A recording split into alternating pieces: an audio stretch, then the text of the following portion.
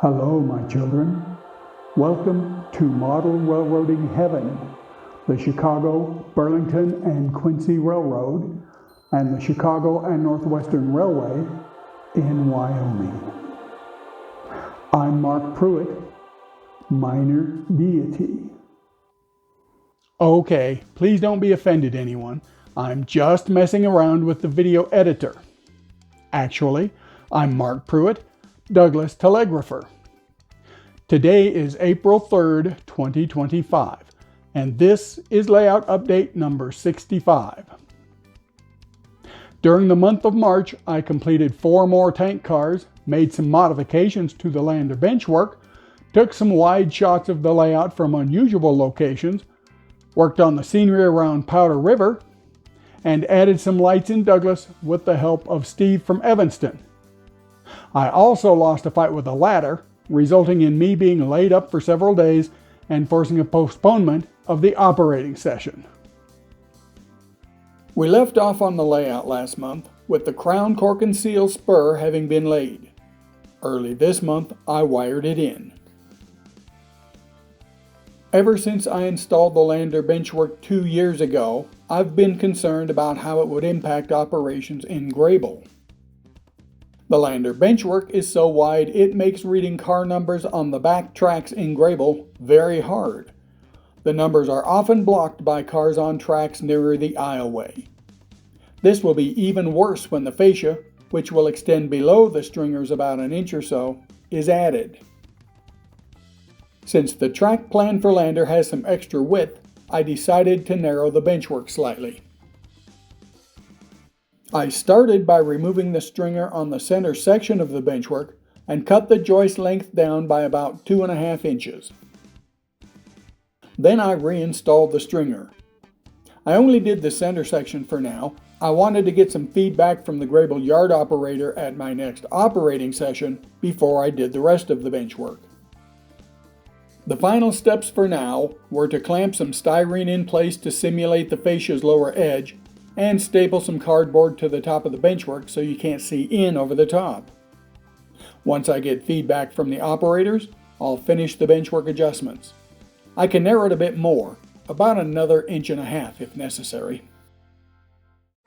In the middle of the month, I decided to take some overall shots of the layout from some spots I usually don't shoot from. This first one is from above the Wind River Canyon Mountains in the corner near Shobon. You can see Powder River and Riverton, and to the far left, Casper. Here's another high-up shot from the same area, this time from right above Shobon. On the right is Riverton, below that is Powder River, and a bit of east staging is at the bottom. You can see Casper in its entirety, and Hudson is in the far distance on the top level. Wind River Canyon dominates the left side of this shot. I got this one by shooting from the hallway at the bottom of the stairs over the top of the Lander backdrop. Part of the basin is visible on the far right, Paposia Mine at the far left with Douglas on the level below, and just a bit of Casper in the far distance. These high-level photos provide an interesting perspective, don't they? In the middle of February, I did just a small bit of scenery work at Powder River, scraping all the loose scenery materials away between the main line and siding. In my last update, I said I'd work on it more in March. Well, hard though it is to believe, I actually did work on it in March. In the middle of the month, I began laying in the tile grout I've begun using for ground texture. It took several applications, as I had to build it up around the ends of the ties in the siding. The ties here were basically buried in the dirt, and it took about 6 applications of grout to get that same effect. While I was applying grout anyway, I extended the coating most of the way around the curve towards Shobon. Then, while installing my new Starlink antenna and cable, I had a disagreement with a ladder. The ladder won, as you might imagine. I didn't break any bones, but I think I came really close to breaking my right shin bone. Following the incident, my right foot became very sore, and I think I got a bit of sciatica in my right hip from limping around. For several days, I was unable to do anything more than hobble from a recliner to the bathroom and back. I was in the middle of getting ready for my March 25th operating session when the incident occurred. After losing several days I'd earmarked for preparation for the session, building train manifests, cleaning the train room and layout, and all that sort of stuff, there just wasn't enough time left to get ready. Besides which, I was still hobbling around pretty bad, so I reluctantly postponed the operating session by 3 weeks, moving it from March 25th to April 15th. All in all, I barely even walked down to the train room for over a week. When I finally was ready to spend time in the layout room again, Steve from Evanston came by and we spent some time installing lights for Douglas under Hudson. These lights are 4,000 degree LEDs that Steve found on Amazon. They're inexpensive, less than $10 a piece, and provide the same temperature of light as my overheads, so they're perfect. After a couple hours of pretty easy work, we had 2 of the 4-foot lights installed. Now you can see everything in Douglas that still needs to be done. I ordered 2 more 6-packs of these lights.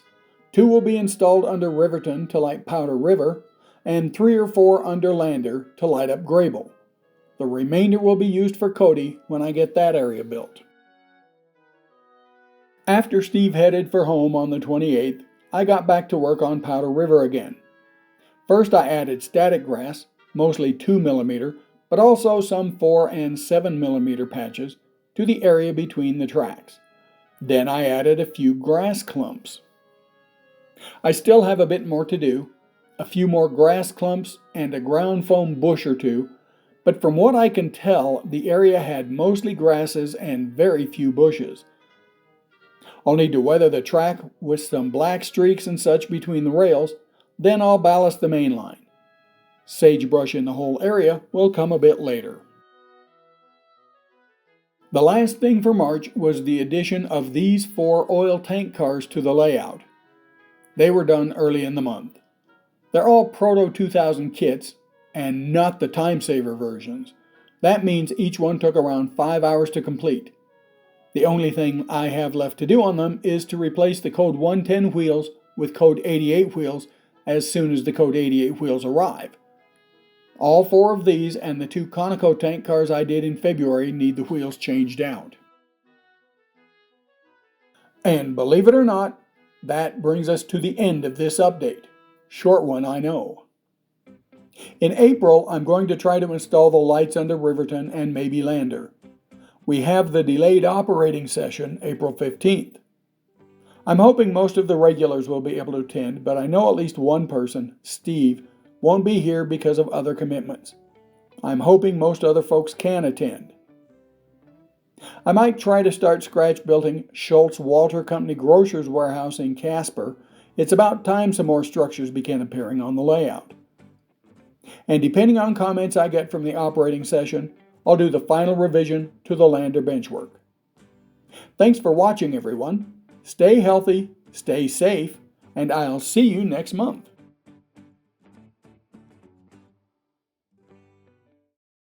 Last month I reported on the completion of the Behemoth Helix at the end of 2006. In early 2007, I took the first steps in building the Laurel engine facility. The turntable you see here is the one that now sits in Casper on the current layout. I also began laying track from the Helix into Glenrock. The cans in the distance are waiting down the track while the caulk dries. The turnout in this shot is the very first Fast Tracks turnout I built. If it hadn't worked, I would have put the jig away and gone back to Pico turnouts. But it did work, and I've never used another commercial turnout on any of my layouts. By the end of March 2007, the main line was laid through Glenrock and powered. Here the first train has arrived in town. And that's the way it was in early 2007. Thank you and good night from all of us at CB&Q News.